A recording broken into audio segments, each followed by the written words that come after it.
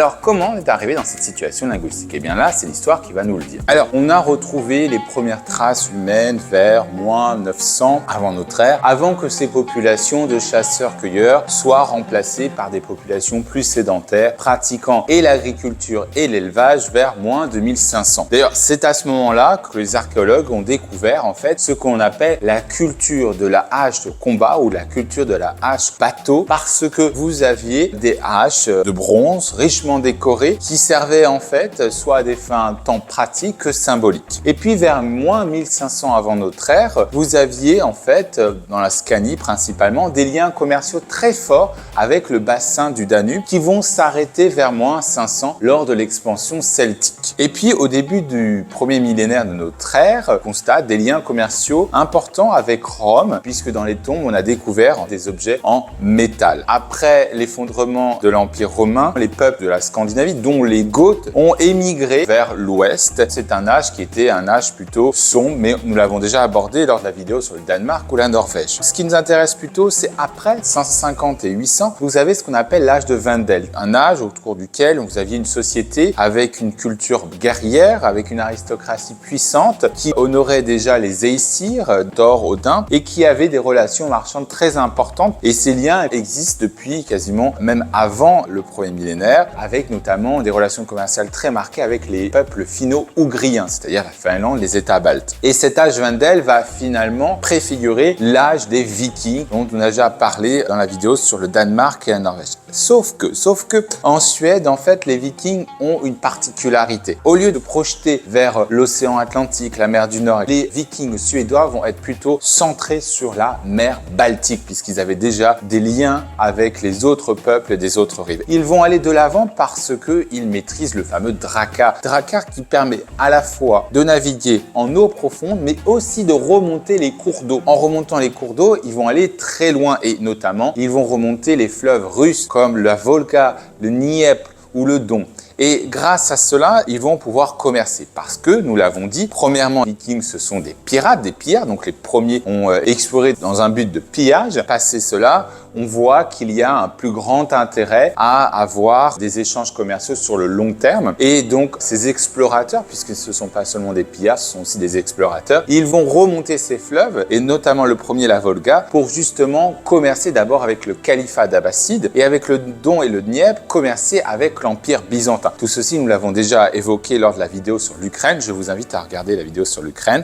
Et notamment, ces deux empires étaient deux marchés qui étaient en demande des produits du Nord, tels que l'ambre, tels que la fourrure, le cuir et des esclaves également. Le marché byzantin va être plutôt prépondérant et certains Vikings vont même s'engager vers la garde impériale et on va les appeler les Vareg. Var qui veut dire fidèle et Gengi qui veut dire compagnon. Vous voyez que finalement les Vikings suédois ont une particularité par rapport à leurs cousins norvégiens et danois dans le sens où on les désignait les Vareg et ils étaient beaucoup plus orientés vers l'Est.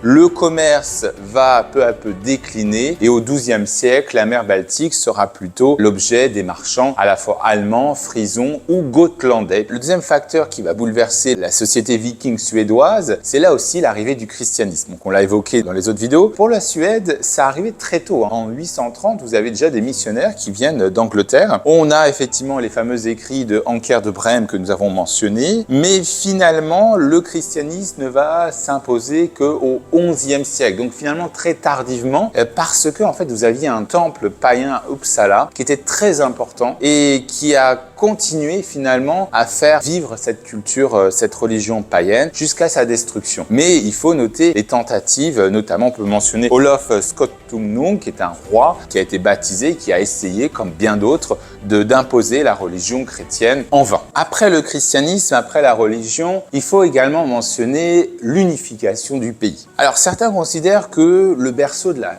nation suédoise, c'est plutôt le peuple sver qui était déjà mentionné sous les Romains par Tacite, où on les appelait les Suiones ou les Svers, et qui était plutôt centré autour du lac de Mälar. D'autres considèrent que c'est plutôt les Gothards qui eux étaient beaucoup plus centrés sur le Gotaland, donc sur l'Östergötland ou le Västergötland. Mais quoi qu'il arrive, au XIe siècle, eh bien la Suède demeure plutôt une fédération de chefferies où ceux qui se proclamaient rois finalement n'exerçaient leur pouvoir que au sein de leur province. Il n'y avait pas finalement d'unification. Alors d'un point de vue plus politique, il va falloir attendre le règne de Sweker Ier qui est entre 1130 et 1156, qui est un noble, qui est un grand propriétaire terrien et qui va régner de manière suffisamment longue pour asseoir son pouvoir jusqu'à la fin de son règne. Il soit assassiné par Saint Éric ou Éric Gedvarsson, puisque effectivement il a été ensuite canonisé parce qu'il a organisé l'une des premières croisades contre le peuple finlandais. Finalement, on va avoir pendant 100 ans,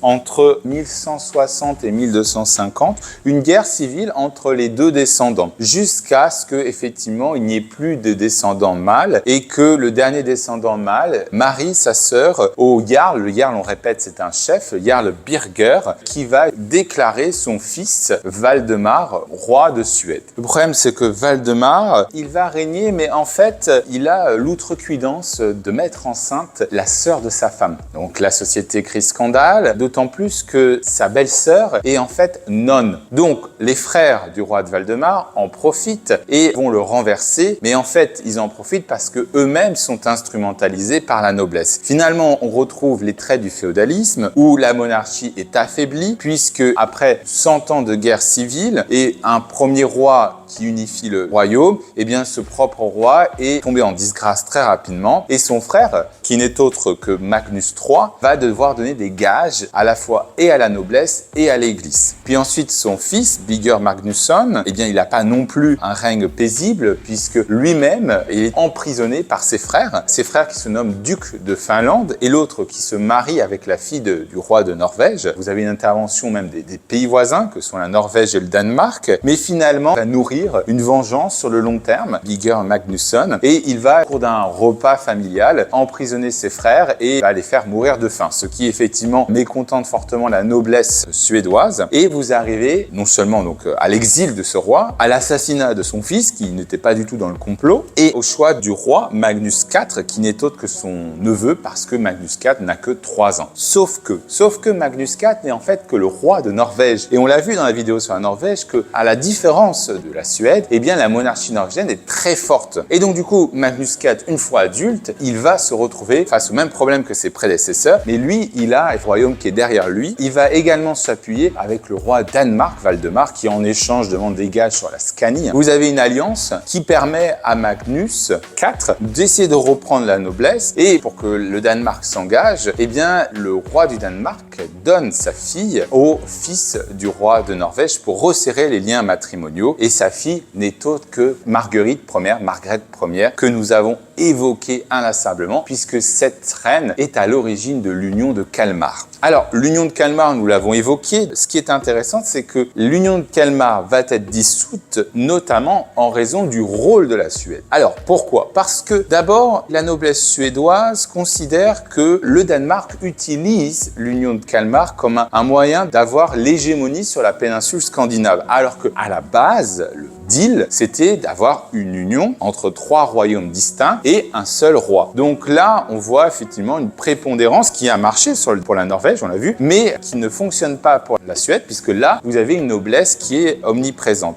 Et puis, il faut voir que ces 3 royaumes sont distincts, même si culturellement sont proches. Vous avez vu qu'ils ont des histoires différentes. Ensuite, vous avez un leadership qui est contesté, parce que au final, cette union de Kalmar, elle fonctionne seulement depuis Copenhague. On n'a pas du tout cette volonté de compromis entre les différents royaumes. Et enfin, l'incapacité à centraliser les différents royaumes. Il n'y a pas d'administration, il n'y a pas d'institution commune. Donc tout ceci, finalement, conduit à des interruptions récurrentes durant cette union. C'est pas une union et puis à la fin s'arrête, mais vous voyez qu'au bout d'un moment donné, la noblesse cherche à élire Karl Knudsen, par exemple, puis en fait, après, c'est le roi du Danemark, puis c'est encore interrompu. Donc on voit que c'est des interruptions qui sont nombreuses. Finalement, celle qui va achever de dissoudre l'union de Kalmar, c'est le fameux bain de sang de Stockholm de 1520 qui a été organisé par Christian II du Danemark. Les raisons de cet échec répété de l'union de Kalmar, quelles sont-elles? D'abord, lorsqu'on constate la société suédoise du XIVe siècle, on observe que vous avez certes une partie de la noblesse qui est pro-unioniste, mais cette noblesse-là, en général, c'est parce qu'elle a des propriétés et donc des intérêts économiques au Danemark ou en Norvège. Mais la majorité de la noblesse suédoise a plutôt plutôt des propriétés en Suède. Et donc, elle est plutôt anti-unioniste et elle désire plus, par exemple, avoir une monarchie forte soutenue par une noblesse nationale. Ensuite, vous avez tout ce qui concerne les commerçants, les mineurs, la bourgeoisie, qui eux sont contre l'Union parce que effectivement leurs intérêts dans notamment l'exportation du fer et du cuir vont à l'encontre des intérêts du Danemark, notamment lorsque ce dernier est en guerre contre les villes allemandes. Alors l'Église, par contre, elle est plutôt unioniste. L'Église catholique, elle veut conserver cette monarchie. Et enfin,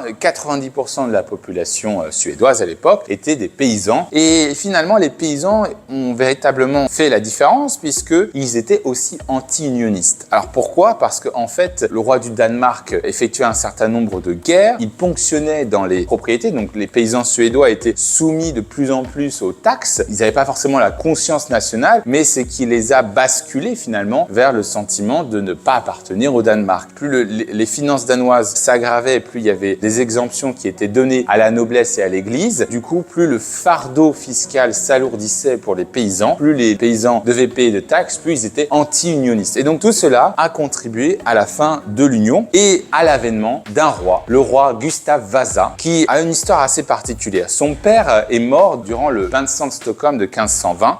Il n'a pas été à Stockholm parce qu'il était en fait emprisonné au Danemark. Donc il s'échappe, il retourne en Suède, en Dalecarlie, où il a des nombreux soutiens, notamment les mines aussi, et il va lever une petite armée, il va battre les Danois, et puis de fil en aiguille, en fait, il va grossir ses rangs, il va définitivement repousser les Danois, ce qui va conduire à son élection. C'est véritablement le bâtisseur de la Suède moderne, Gustav Vasa. Il va établir une administration très bien gérée. En fait, il prend sur le modèle allemand, ça sera l'une des meilleures administrations de l'époque. Cette administration lui permet d'avoir un peu plus de pouvoir parce que lors de son élection, seulement 6% des propriétés des terres de la Suède appartenaient à la couronne. Donc, qu'est-ce qu'il va faire? Eh bien, il va adopter le luthéranisme. En adoptant le luthéranisme, il confisque les biens. Les biens de qui? De l'Église catholique, qui, elle, possédait plus de 21% de la propriété suédoise. Donc, il va agrandir ses propriétés, ses revenus et du coup son pouvoir. Et puis, il va avoir un très long règne, donc ce qui va lui permettre de mettre de l'ordre. Et puis, il va aussi, par exemple, supprimer les différents avantages de la Ligue hanséatique qui s'était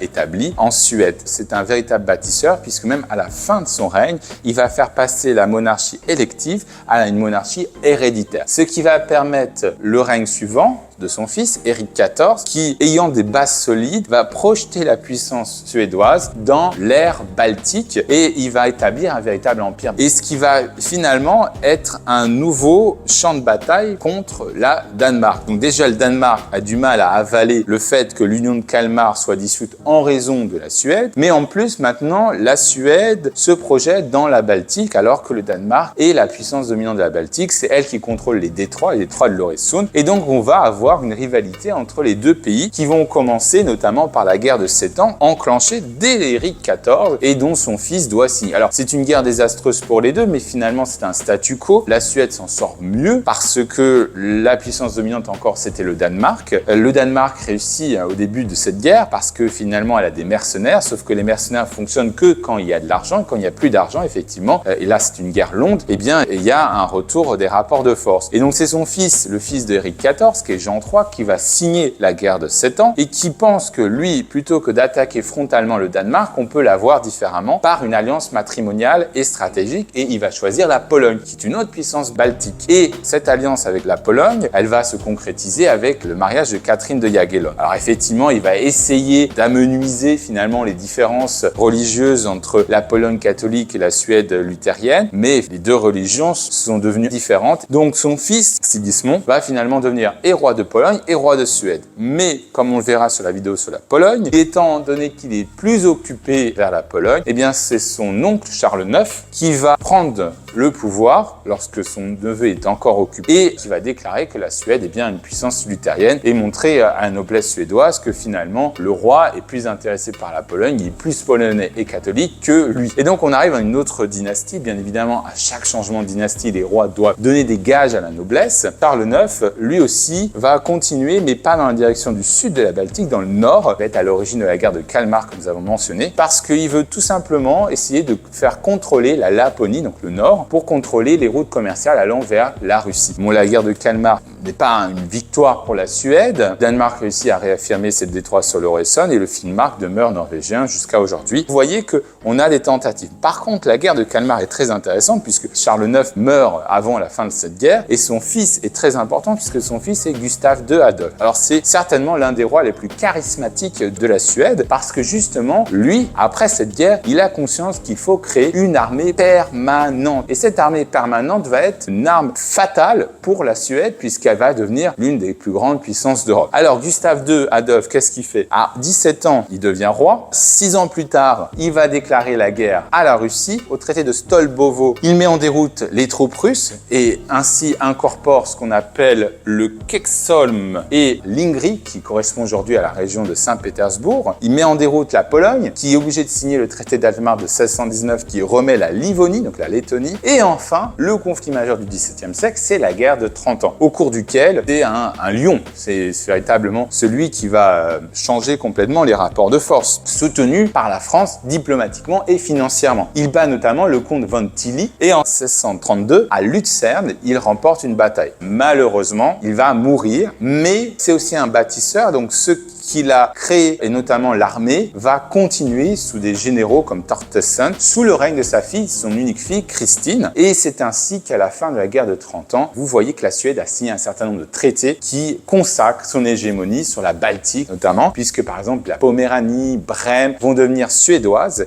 Et comme on l'a expliqué dans la vidéo sur le Danemark, juste avant la fin de la guerre de 30 ans, entre 1643 et 1645, la Suède enclenche un conflit vers le Danemark et au traité de Brondtsebro de 1645, récupère des territoires à la fois norvégiens que des territoires danois, notamment le Gotland ou le Sel. Et dans les territoires norvégiens, on peut situer le Jämtland et l'Härjedalen. Christine va léguer son pouvoir à son cousin, Charles X. Donc, à nouveau, la Pologne proteste puisqu'elle a des liens dynastiques. Donc, le roi Charles X, Gustave, qui est aussi un très grand roi, est d'abord obligé d'intervenir en Pologne et en moins de 3 mois, il va complètement dominer le pays. C'est ce qu'on appelle le déluge. L'historiographie polonaise. Les Danois, pensant que Charles X est empêtré en Pologne, déclarent la guerre pour récupérer les territoires qu'ils avaient perdus au règne précédent. Et là, coup de maître de Charles X, au lieu de repasser la Baltique, il va justement longer les côtes, passer par la Poméranie suédoise et ainsi attaquer le Danemark par le Jutland. Et du Jutland, en fait, il va mettre fin au Danemark et au traité de Roskilde de 1658, Danemark est obligé de rendre les derniers territoires du sud comme la Scanie ou le Halland. Et donc, c'est pour ça qu'on a les frontières actuelles. Malheureusement, Charles X va déclarer une nouvelle guerre, pensant pouvoir mettre fin définitivement à la puissance danoise, qui est uniquement concentrée sur l'île de Seeland. Et malheureusement, il va mourir d'une pneumonie. Et c'est ainsi que son règne s'achève et que son fils Charles XI va lui succéder. Alors, Charles XI, du coup, il est obligé de signer le traité de Copenhague qu'on a vu dans la vidéo sur le Danemark, rendant l'île de Bornholm et Trøndelag à la Norvège. Mais ça serait plutôt un règne réparateur. Il va rétablir, stabiliser les finances, parce qu'il y a eu beaucoup de guerres quand même auparavant. Il va finalement réunir la Diète, au cours de laquelle il va réduire le pouvoir des nobles, parce qu'en 2-3 générations, les nobles contrôlaient presque les 2/3 du territoire suédois. Et ainsi,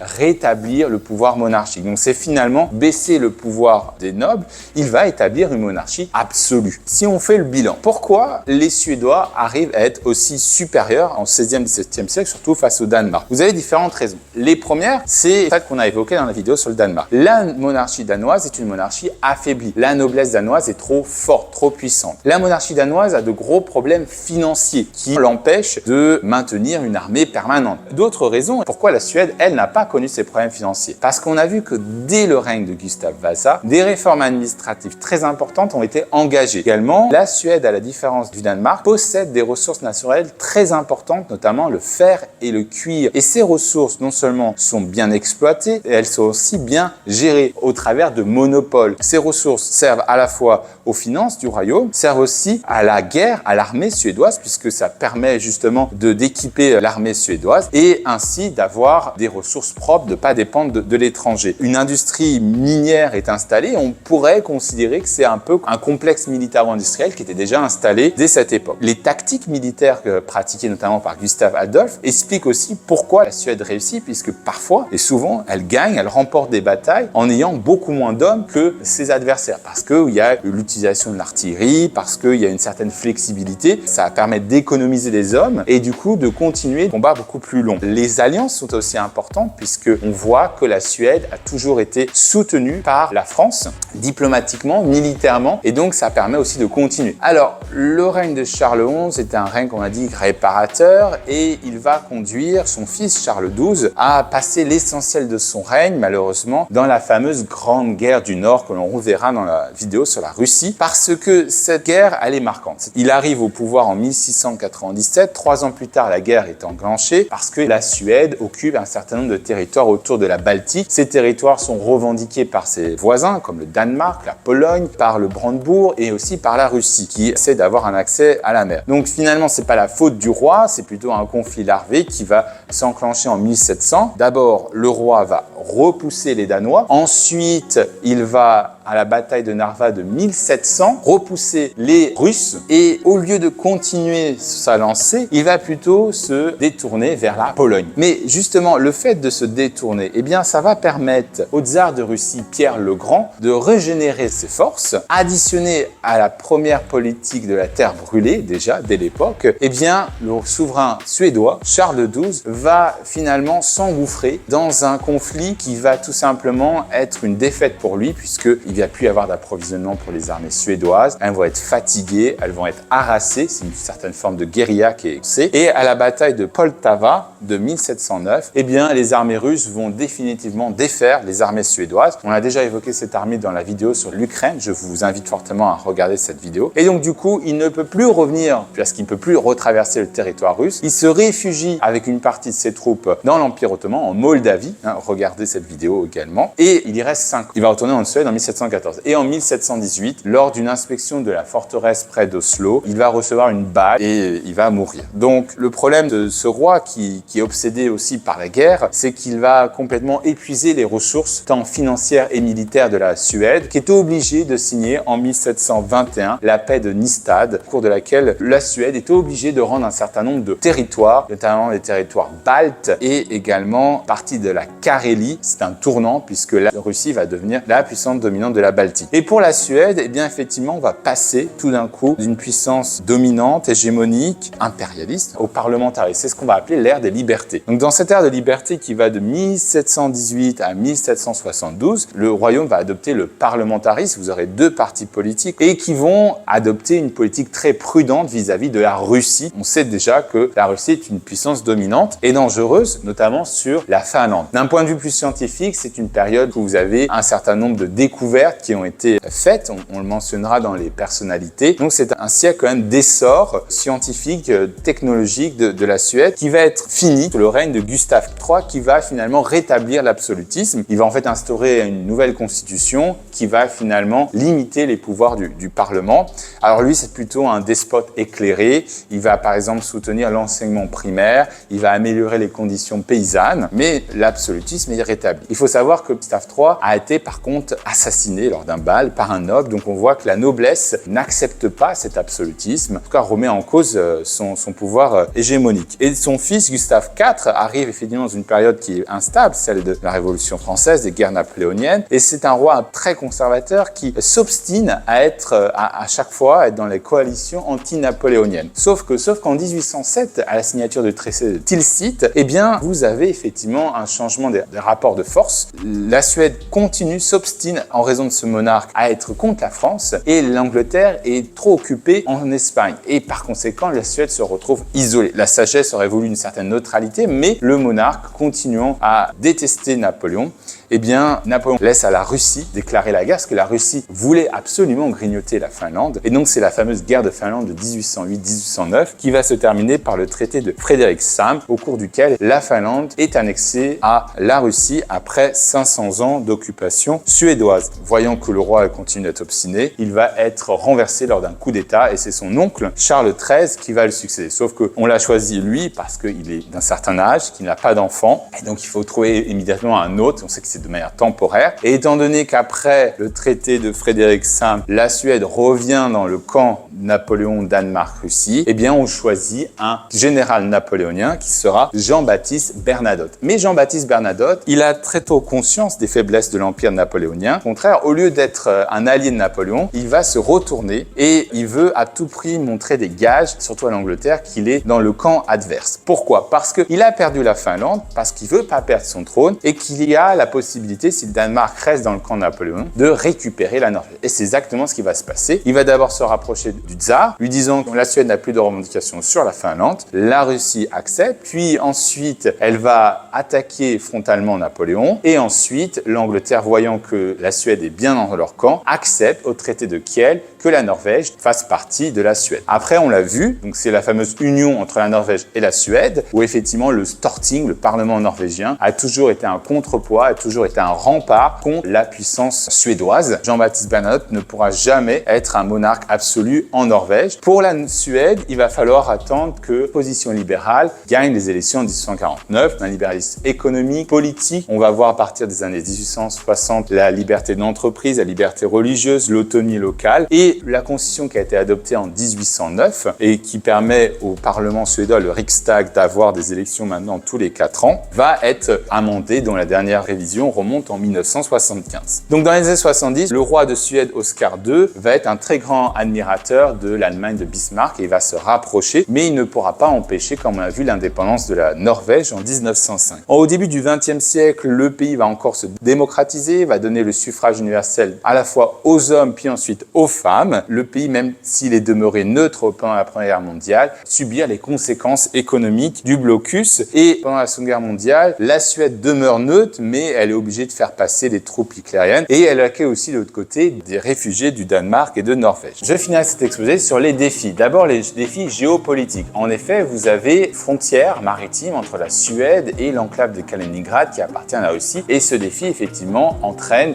une militarisation et, comme on l'a vu, une mission d'une base militaire. Ensuite, vous avez les défis politiques. Effectivement, on a vu que depuis 20 ans, vous avez une forte augmentation de l'immigration, ce qui entraîne l'augmentation, par exemple, des partis nationalistes et populistes. Vous avez des défis économiques, puisqu'on a vu que l'économie suédoise dépend énormément de ses exportations, et également l'accroissement des inégalités sociales malgré le modèle suédois. Enfin, des défis environnementaux. Effectivement, même si la Suède est l'un des meilleurs élèves en termes de matière environnementale, on a toujours le problème des solutions de stockage d'énergie. Voilà, comme toujours, si vous avez aimé, n'oubliez pas de partager, de liker et surtout de vous abonner. Moi, je vous retrouve dans une prochaine vidéo. À très bientôt. Au revoir.